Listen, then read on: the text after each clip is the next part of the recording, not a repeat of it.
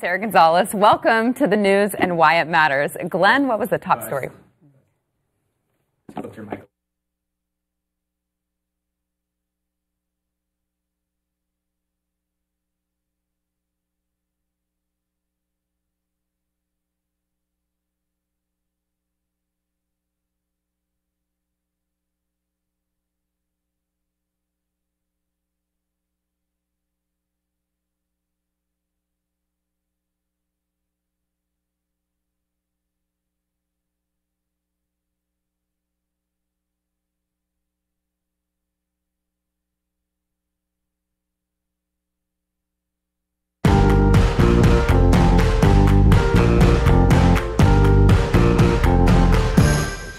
Hi, I'm Sarah Gonzalez. Welcome to the news and why it matters. Glenn, what was the top story of the day? I would have to go with the Washington Post, the thing I talked about on my TV show. Yeah, it's just disturbing. Okay, Stu?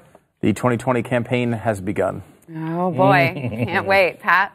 It continues to be the top story for the last 24 years. O.J. Simpson. Oh, my gosh. Jason? Megyn Kelly sat down with Vladimir Putin to talk about who interfered with the election, and he took the opportunity to answer the question, the Jewish question. Oh, good. Good. Yay! I've been wondering what that question even was, but I'm glad we have some new world leader to answer it. Okay, so Glenn, I don't really want to ask why does all of this matter, because, I mean, we know why it matters, right? Think of this. Is there a, I hate to even use this word, a defect or a condition or something that anyone has that is more endearing than Down syndrome? Is it 99% of the parents of Down syndrome children are happy, okay? And happy with their life and happy with their child. They're angelic. If we can kill them, who can't we kill? Because Asperger's is not exactly warm and fuzzy. Mm-hmm. You know, any other deformity, any other condition. Now in the New York Times, I ended one of the monologues. The New York Times is now saying that there is this movement of singletons, where moms who have twins, both are healthy. She has to make Sophie's choice. Which one lives, which one dies. And they're going in and they're aborting one child. This is what makes us better than China. What makes us better than the Nazis. The Nazis, the people who voted for Hitler, didn't know that they were terminating children with Down syndrome. And when they found out 2 years into it, they rose up and demanded it stop. Hitler didn't stop, he just hid it. But they rose up. We're doing it, and nobody cares. Well, we're doing it, and they're being called brave for it, right? Yeah, is it brave? They're so brave. Yeah. This is really one of those stories that just blows up a show like this, because honestly, you could ask all of us what's the most important story. We're all going to say that that's more important than what we said. Yeah. I mean, it is the fact that you can do these things, and not only is, because I mean, it used to be. It was safe, legal, and rare. It was something that women only did in a case of real, heartache and heartbreak. These horrible, horrible situations that could only be overcome, and we wished it never happened, but occasionally it does. Now we're getting to the point where the people who are aborting children, they love it. It's bravery. They celebrate it. Yeah. My wife has been volunteering at a hospital, and she in the NICU, and she said I think it was the second time she was there. She saw a baby. It had been there for 2 or 3 weeks, born at, I think, 21 weeks. It had been there for 2 or 3 weeks. And she said you could fit it in the palm of your hand. And all of the toes, all the fingers will be there for several months before the baby leaves. And she just said, how could anyone think that it would be okay to kill this living thing? Because they're calling him fetus, they're calling him a singleton. Nowhere will they call it a baby. And I have to tell you, I could barely sleep this weekend. I was so tied up about this. These are angels. They are the best among us. Remember when we volunteered the first time for Special Olympics? Mm-hmm. We left there both of us so deeply moved. We did it for like a week. So deeply moved that we said, excuse the ancient language, but we're the retarded ones. We're the ones with a syndrome, not them. We should all be trying to be more like children with Down syndrome and people with Down syndrome, not more like us. I'm afraid that this is a fulfillment of the worst prediction I have made. And that was, I said this in 2008, and I've said it a lot. If we ever go dark, we are going to make the Nazis look like rookies. I remember when my last child was born, and my wife was older, and it was a surprise. But I remember we went into the doctor on one of the occasions, and they said, do you want to get the test? It was like an amniocentesis test to see if your child might have Down syndrome, because we were at high risk. And we agreed to the test.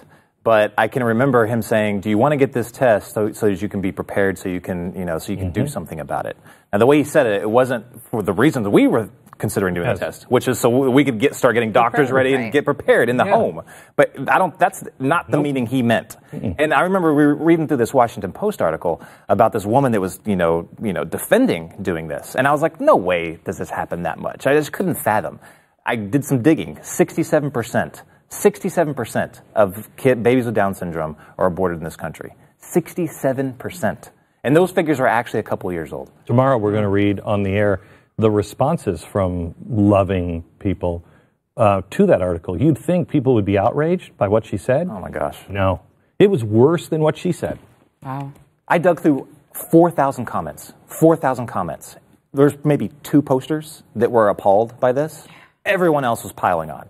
I could not believe it.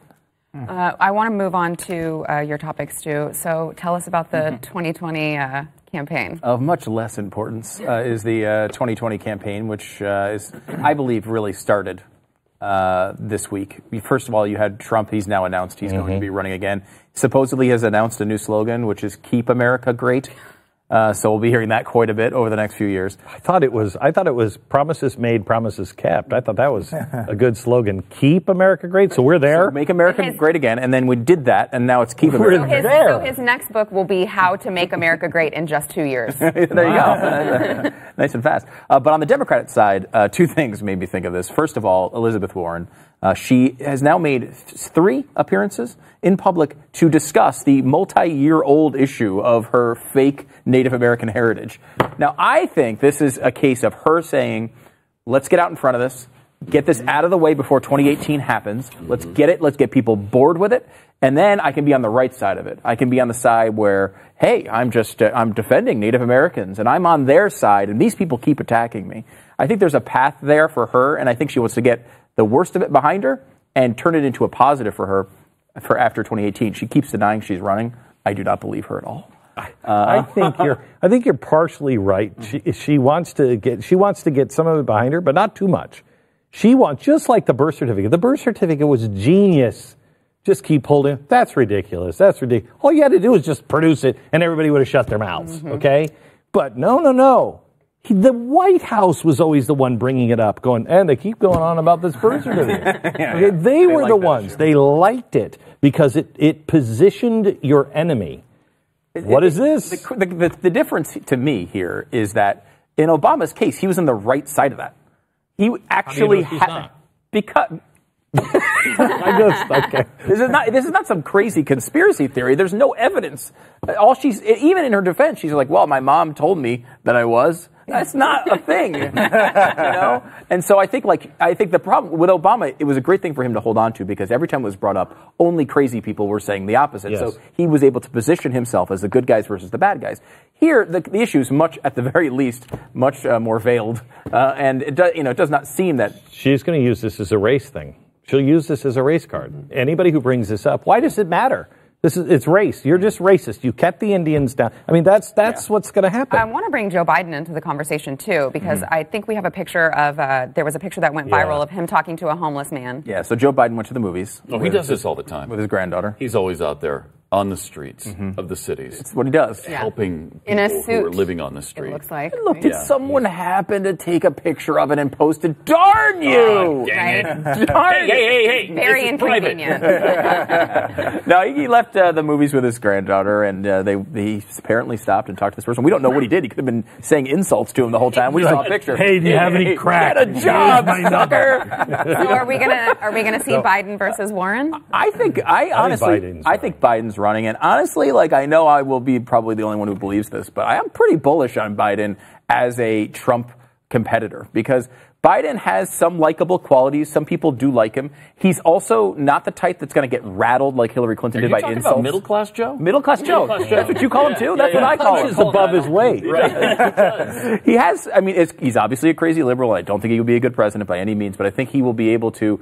He'll be able to do what Hillary could not do against Trump, which was deal with Trump. He's a northeastern street fighter, a brawler, just like the president. Yeah, I think that would be an interesting matchup. I got to say, we said this going back to the last one. If Trump wins and it's Trump versus Biden, wouldn't that be like the most amazing race ever? They're both going to be gaffing every day. They're going to be insulting each other every day. It's going to be a mess, and it's exactly the mess we deserve. I'm interested. Can't wait. I'm interested on I can't wait to see the stage when they start these debates because there's already how many. I can't. I'm running out of fingers on how many people are rumored to going to run or are going to run. Do you think Oprah will run? No, I don't, but maybe. I wanna move on to OJ. I can't wait to talk about OJ. I think OJ might run. I think he probably shouldn't. Oh, okay.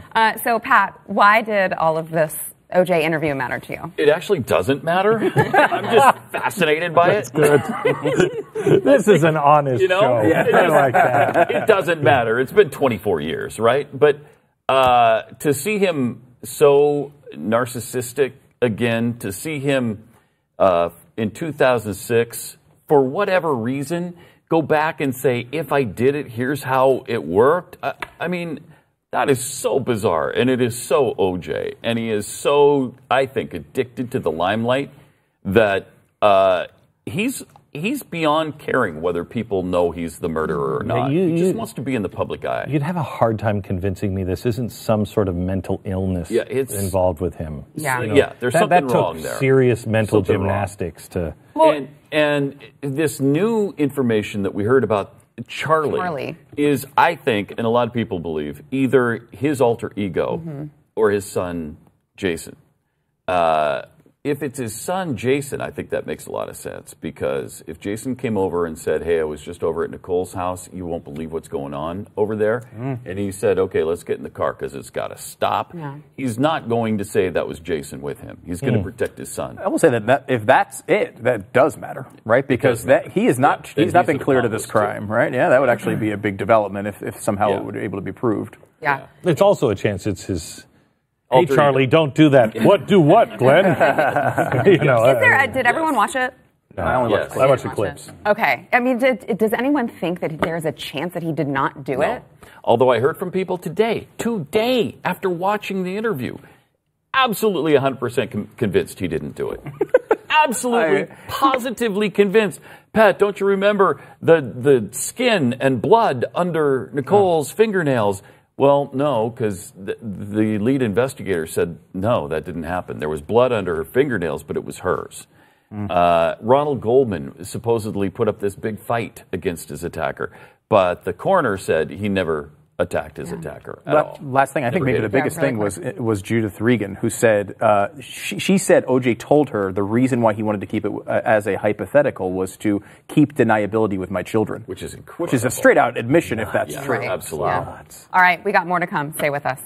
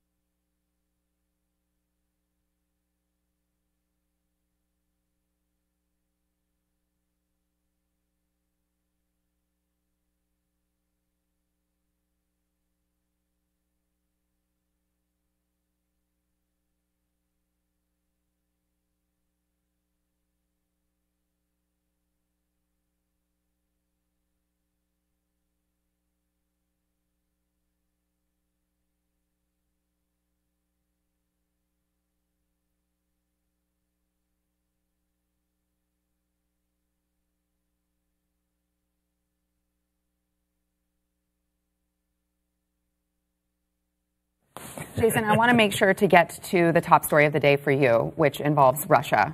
So tell us about that. Yeah, so Megyn Kelly, this is our second interview, I think, in the past couple months. But she sat down with Putin and asked him pretty straight up, point blank, who was involved with the meddling in our election? Was it the Russians?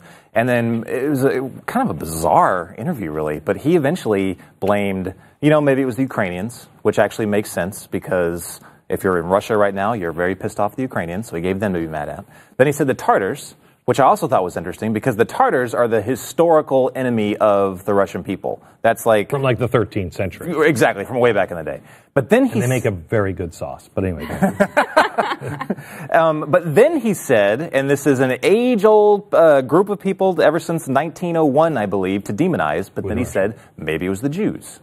Maybe it was the Jews. Now, it's very, very interesting because if you think of the people that actually... You could probably even make the case that the people that are the book that came out that inspired Hitler to go off on his tirade was the Protocols of the Elders of Zion. That came out of Russia. This is something they've always weaponized back in the day to channel rage within Russia. If you want to be pissed off at somebody, go after those people, the Jews. First world leader with any kind of heft to him in this century, in my lifetime, that's coming out and saying, it's the Jews. Mm-hmm. Get the Jews. I've never heard that from a world leader. Have you? I can't think of one. It was interesting too what he added to that, which was it could be someone Jewish within that is our citizen of Russia, which I thought was in a way of trying. Maybe he actually thinks they're caught in some way. Right? Like we know this is coming from a Russian IP address. But it could just be a citizen, some crazy person doing it. The beginning of a program. But it's also the same thing that Trump said, right? Like Trump said the same thing. Could be some guy in his underwear, right? I mean, but he didn't say it was a Jew.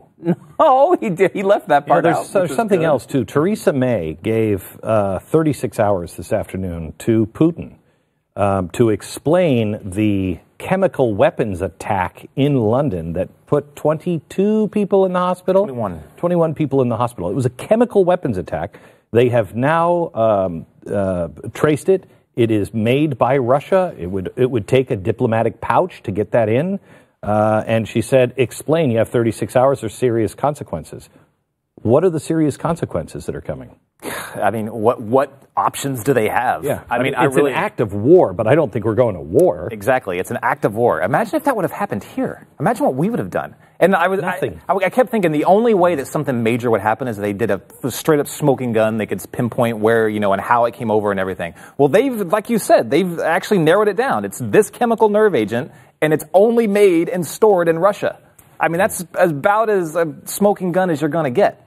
But even still, their hands are tied. What are they going to do? The only option, if it is an act of war, like you said, to go to war. But they won't do it. And you see that Russia is big, funded a lot of Brexit. They already have their tentacles into a lot of the people on the street in Great Britain. I think this is you're going to see an escalation of chaos. And this is an escalation too, right? Usually when they assassinate someone, they assassinate that person. The fact that this is either very sloppy or intentional, that 21 other people, citizens from another country, are involved in it and victims of it. What do you think, sloppy or intentional? Major screw up. Major screw up. Right now, there is a undercover Russian agent that is looking over his shoulder, probably in hiding right now, because he knows his days are numbered. What do you think they're going to do? I think that what I would do is I would do a huge persona non grata. I would start, MI6 has every single Russian agent they've got a ton of them already fingered. But it's a thing. Like, we don't pop their agents, they don't pop ours. It's just an unspoken rule. I bet they start popping them like mad. In 36 hours, I bet that begins. They could even go as far as expelling the Russian ambassador. That could also happen. I want to make sure to get to our next topic. So there are students who, of course, are planning walkouts.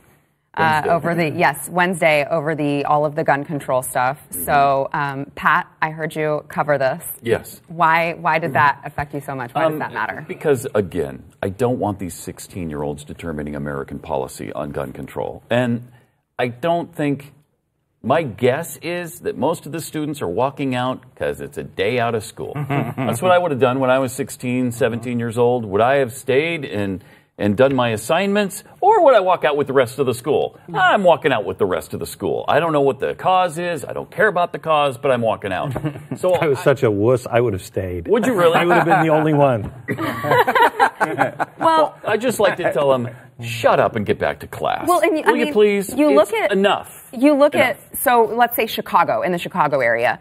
Probably statistically speaking, the students are safer in their schools than they are walking down the city streets. So true. So it's kind of a safety issue, too. Yeah, That's true. Because I remember walking out multiple times when I was in high school, and I can't tell you what any of them were about. It was going to McDonald's. did you grow up around that? We No. didn't walk out. We No. would have. Our parents would have said, "Get your ass in back in school." school. Yeah, I just wanted to go to like McDonald's down the street. But Yeah. I got to think, though, these kids are very aware of this. I mean, like, this is not it's not like they're being flippant like I was. It's just, you're right. We understand where they're coming from. Yeah, we got it. We got it. We understand that you don't really want any guns on the streets. Yeah. We'll take it from here. Okay, let the adults take it from here. Is that okay? Oh, Or are we going to let 16-year-olds? Apparently You it's adults not. are the ones who got us here in the first place. Your time is over. You should get in the back of the bus. Yeah, no. Shut up and get back to school. So there is a new play out in Australia, Stu.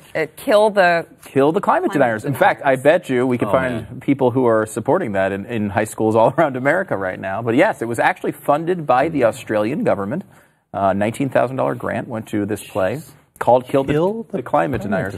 Unbelievable. Can I just say the summary? Sure, yeah. This As is a great. classic rock band takes the stage in Parliament's House main hall, 96 armed eco-terrorists storm the building and take the entire government hostage, threatening to execute everyone unless Australia ends global warming tonight. I have so many questions about this. Yes. How is Australia supposed to end all of global warming, and how are they supposed to do it all in one Well, night? I think they're This play has responsible. holes. Yes, a couple. There's a couple plot holes there. I think they're responsible for about 3% of global emissions. So it would be very difficult. That would be hard. Even if they turn the entire country off, it would be about a year until we replace those emissions. So I don't know. What if they force the rest of the world to follow their lead, though? It could happen. Yeah. Australia's got Australia they would punch be above their like- weight. Yeah, they'd be like, "We're going to launch some kangaroos your way." Oh no! Okay?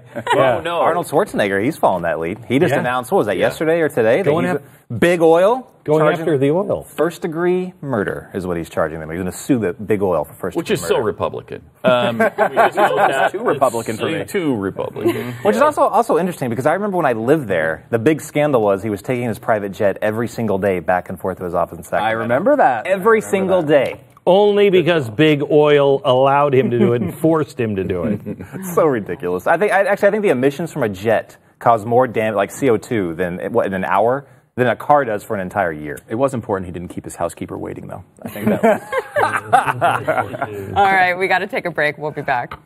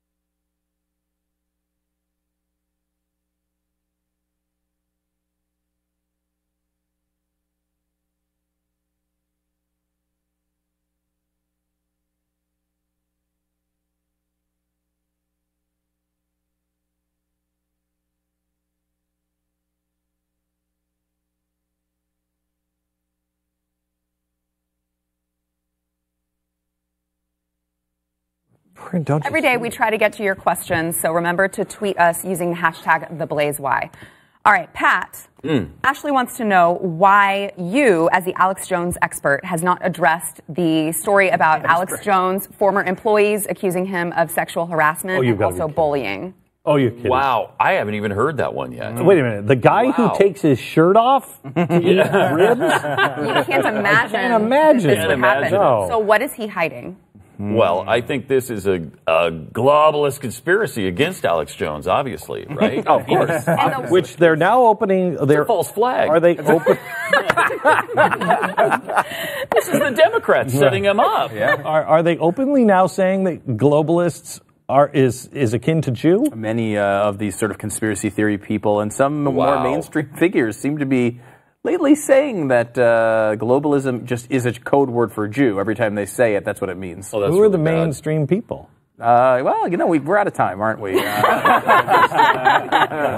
that's the end of our show. I'll say it tomorrow on the air. I'm going to go look it up Absolutely. now. I just can't imagine that a guy who screams all the time on air would be angry and bully. No, and purports to the government's behind everything. You can't imagine. No. No, this is just Fake news. This is fake news to take It's him down. a false flag. All right, we'll see you guys tomorrow. The giant lawsuit coming from his ex-wife too now, apparently. Really? Yeah, big time. Please. I mean, Like abuse. It was about all sorts of. I think it was defamation. And